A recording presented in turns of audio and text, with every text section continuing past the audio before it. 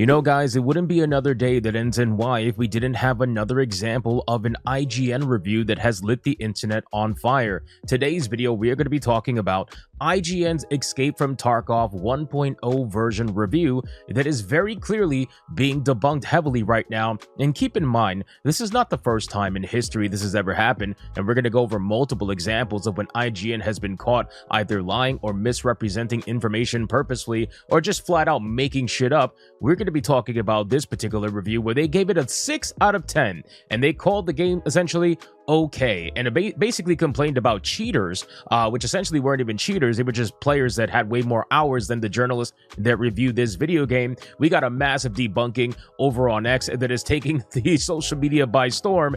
And not only that, ladies and gentlemen, we're going to talk about their other previous reviews where they gave Where Winds Meet a 6 as well. It's complete nonsense, and it's everything you would expect from the Western gaming media, and it's exactly the reason why nobody trusts them anymore.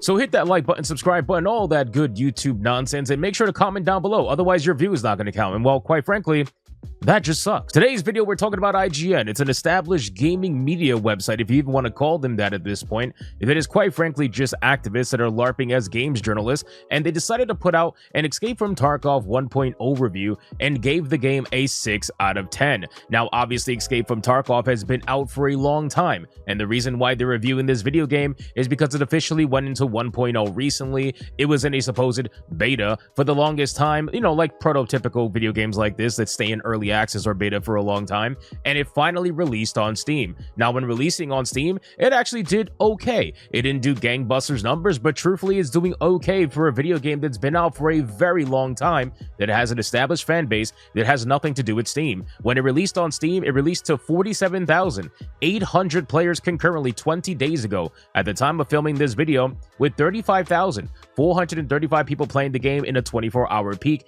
and 33,500 people playing the game right now at the time of filming this video. The game is holding its player base pretty strong, almost a month in, and the majority of the players are still playing this game. Now, considering the conversation surrounding extraction shooters right now with the release of Arc Raiders, people are clearly more inclined than ever to be playing this particular video game. I feel like Arc Raiders has really opened up extraction shooters to the masses, and even though people were obviously playing Escape From Tarkov for a long time, all it takes is that one video game that goes mainstream to open up the genre to everybody, and now you're going to be seeing extraction shooters everywhere, even though we've already started seeing them everywhere. Everybody knows Bungie's trying to make their marathon video game that's going to release and most likely flop, so they're everywhere, right? People want to play extraction shooters just like everybody's making Survivor video games in the indie scene. That's just what happens. Now we have IGN. Let's look at this particular thread over on X. So I saw this post, and this is basically what started this video. With more polished extraction shooters entering the fold since its initial arrival in 2018, Escape From Tarkov's 1.0 version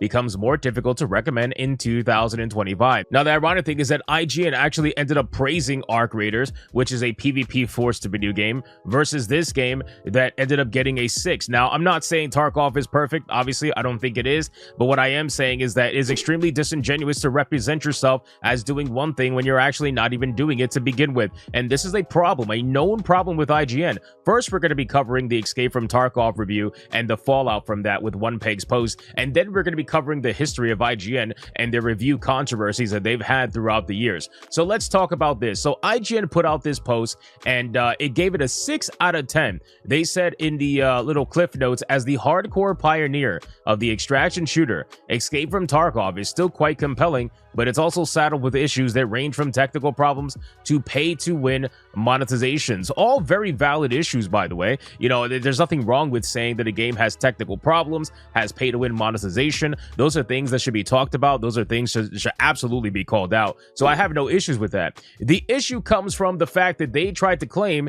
that they played the game for XYZ amount of time, and they did XYZ amount of time in the PvP content, when in fact, that's actually a complete lie. We're going to be going over this post from OnePeg. Shout out to OnePeg for this post. Apparently, he's a YouTuber for gaming news and informational guides, so give him a follow. Consider checking him out over on X. He says the following: "Hi, your reviewer is lying straight up." And he says he stated he spent 10 hours in PvP and quit to play PvE due to cheaters.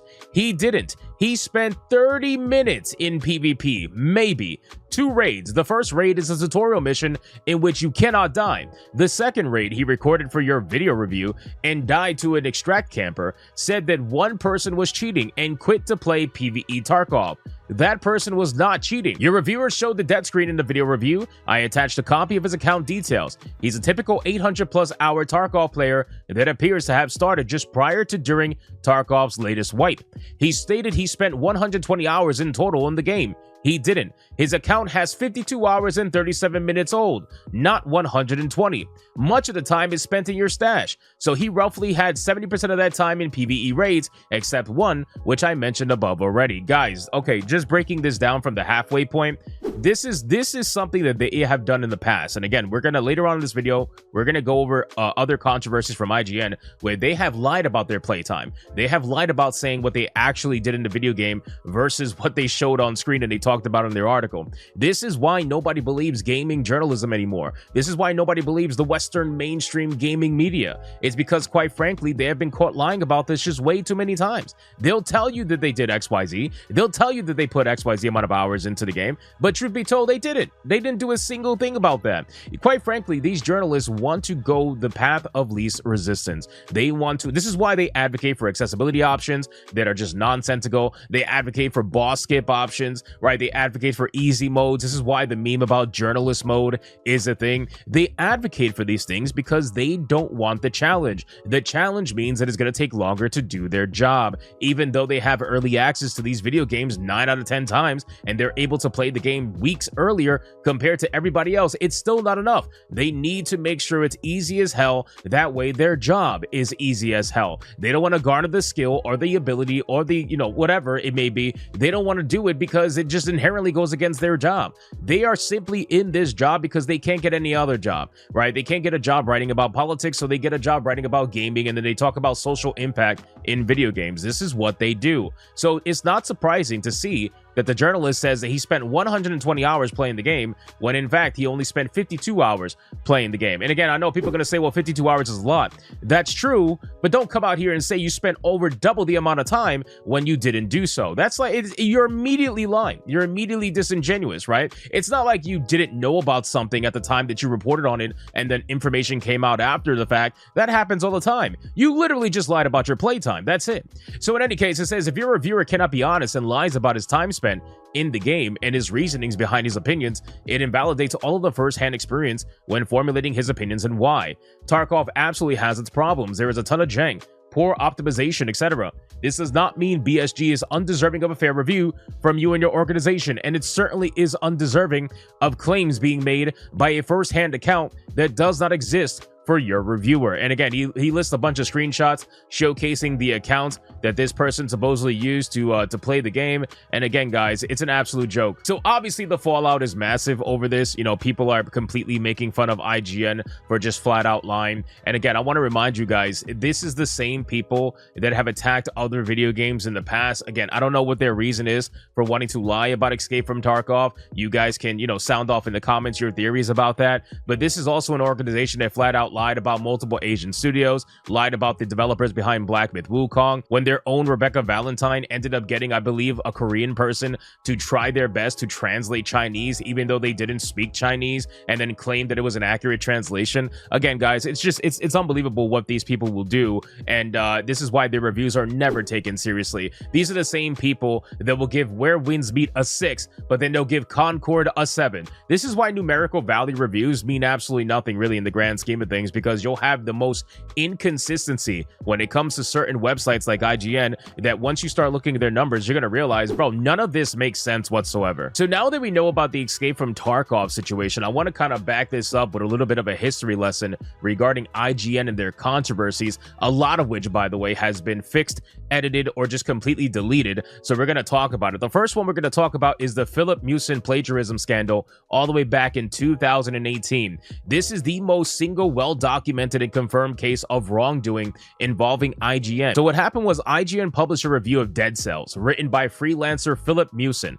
Viewers then noticed that the review was strikingly similar, almost word for word in structure and phrasing, to a review by the YouTube channel called Boomstick Gaming. A side-by-side comparison eventually went viral for everyone to see and demonstrated that large parts of the script appeared to be completely plagiarized by Mewson. So IGN ended up responding and immediately removed the review and issued a public apology and then fired Mewson. They replaced the review with a newly written one by a different editor. However, after firing Mewson, he uploaded a video claiming that none of it was intentional and that he insisted that the plagiarism wasn't real. But what makes this hilarious is that after that particular statement came out, several other outlets then discovered additional cases where Mewson's previous IGN work appeared closely similar to Engadget articles, Nintendo Life reviews, even Kotaku coverage, and just other creators in general. None of these were officially confirmed by IGN because, well, they had already fired him, but the community and the journalists documented numerous examples of all of this going down. That's just one example. Then in 2013, you had IGN's SimCity review, which was massive controversy regarding misrepresentation of the always online issues. EA's SimCity reboot required an always online connection, which caused massive server failures at the launch of the game.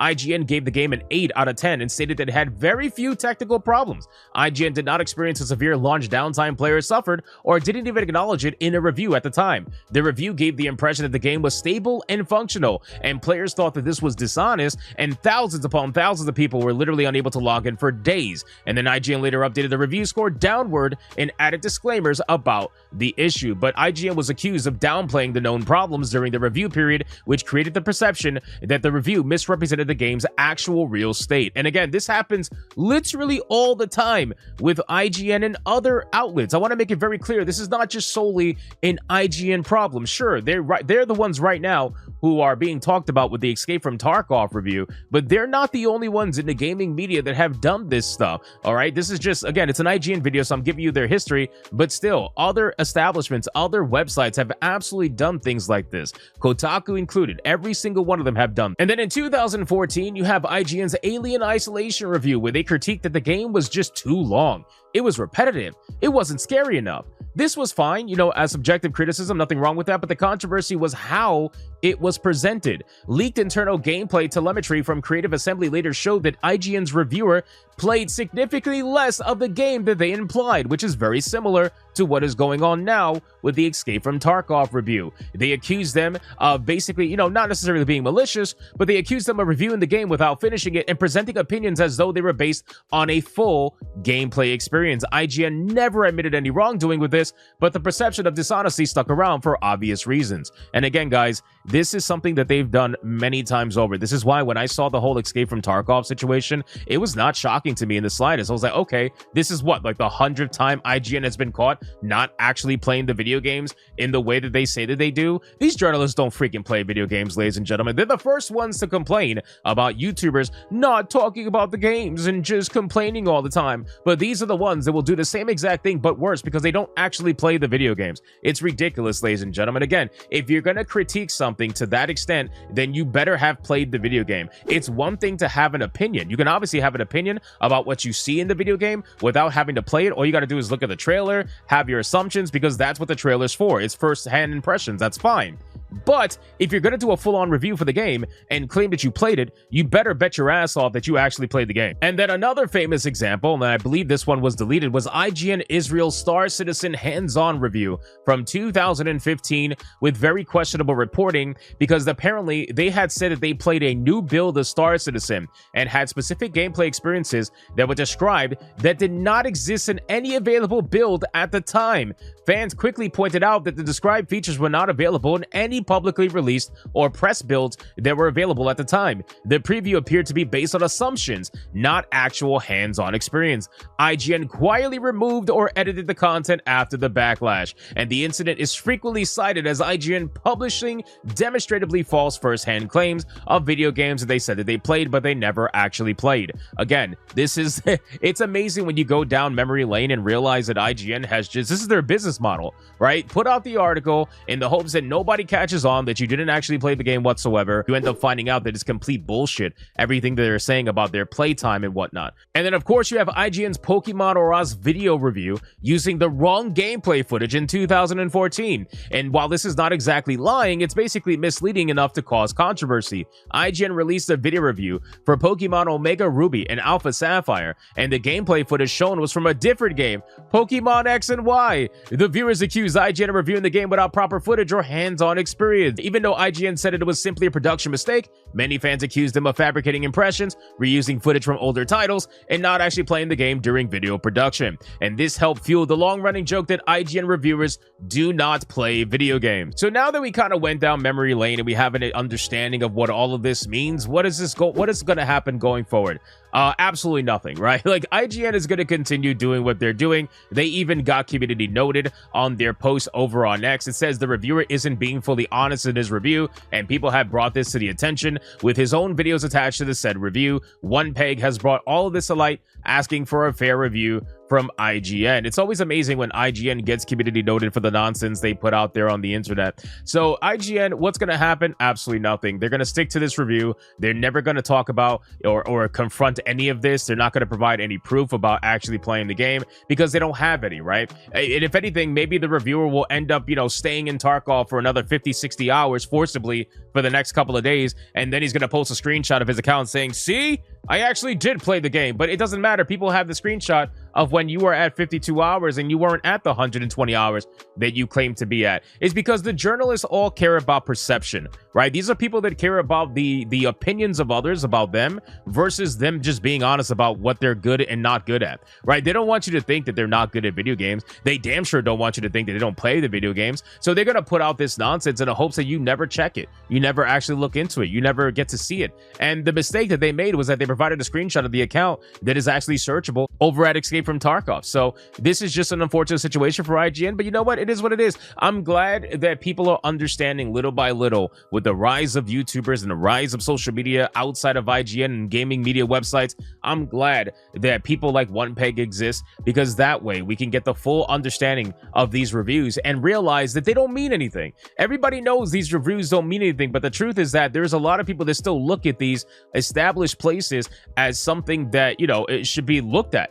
This is, how many people still use IGN that are normies? A lot of people, right? And you may not want to admit that, and their views are way down, of course. All these gaming media websites are way down, but IGN is probably one of the biggest, if not the biggest, that are still around when it comes to mainstream gaming media, and they're still doing the same thing that they've been doing for over a decade, and it's working. It's working with some of the normies still. So fortunately, things like this exist because that way we could at least call them out for the nonsense and say you didn't actually play the game, or you didn't play the game the way that you said that you did. So if you're lying about your hours played, well, what else are you lying about, right? Again, it's one thing to not know about something at the time of reporting. That's fine. Information moves very quickly. You can always edit it in afterwards. That's not a problem. That's not what we're talking about here. What we're talking about is you gave information about your playtime that was completely fabricated. You yourself chose to give that information. Nobody else gave that information. Nobody else made that information. IGN themselves, the reviewer, made that information and lied about their playtime, saying they were almost double or more than double the amount of playtime than they actually were. So by you deciding to do that and by you deciding to lie to people from the jump, that immediately makes your entire review extremely suspicious, and people should treat it as such. So you guys let me know in the comments down below of this video. I mean, what do you think about IGN overall? Let me know what you think about the website. What do you think about Escape From Tarkov? Have you played Escape From Tarkov? Let me know in the comments down below. Thank you guys so much for watching this video, and if you enjoyed it, like, share, subscribe, all that good YouTube algorithm nonsense, and comment down below. Otherwise, your view's not going to count. And that really sucks. And I will see you guys on the next one. Hypnotic out.